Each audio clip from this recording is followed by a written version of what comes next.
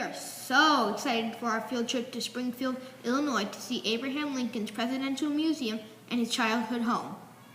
Why are we excited? We get to go on a fancy bus that has its own bathroom and The TV. seats are a lot more comfy than a school bus. We think the bus won't be smelly. To spend the whole day with all our friends and amazing teachers. In fact, we'll even eat breakfast, lunch, and dinner together. Also, this is Alban's first ever trip to Springfield.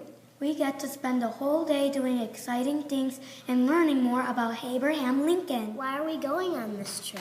We have spent a lot of time learning about American history, and Abraham Lincoln is a big part of all of it. Here's a brief history of our country. In 1776, a special man named Thomas Jefferson wrote the Declaration of Independence.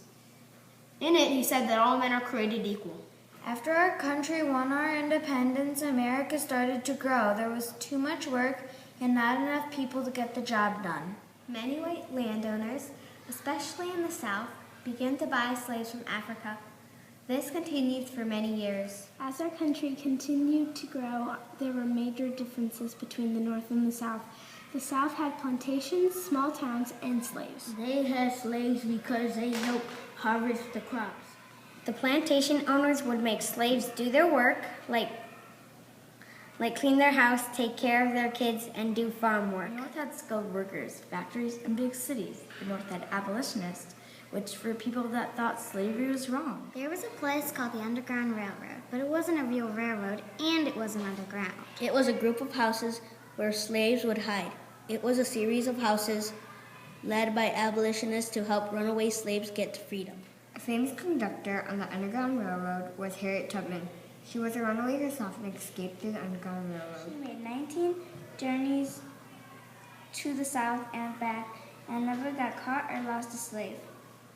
The North and South were having disagreements on states' rights and whether slavery should continue or it should end. In 1860, there was a presidential election between Abraham Lincoln and John Breckinridge. Abraham Lincoln won and was elected the 16th President of the United States. The South wanted to secede or break away from the Union because they were worried that Lincoln would end slavery forever.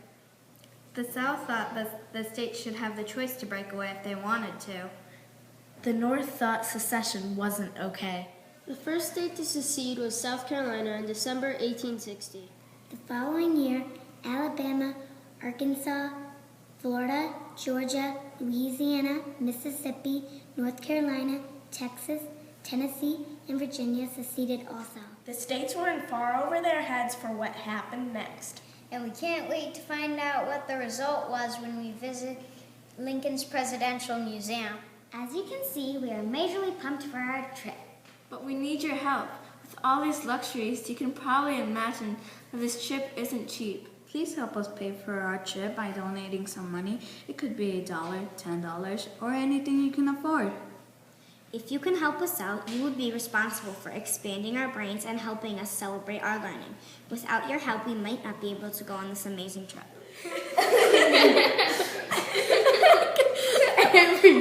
Every dollar Eagle lays money on your kids' face.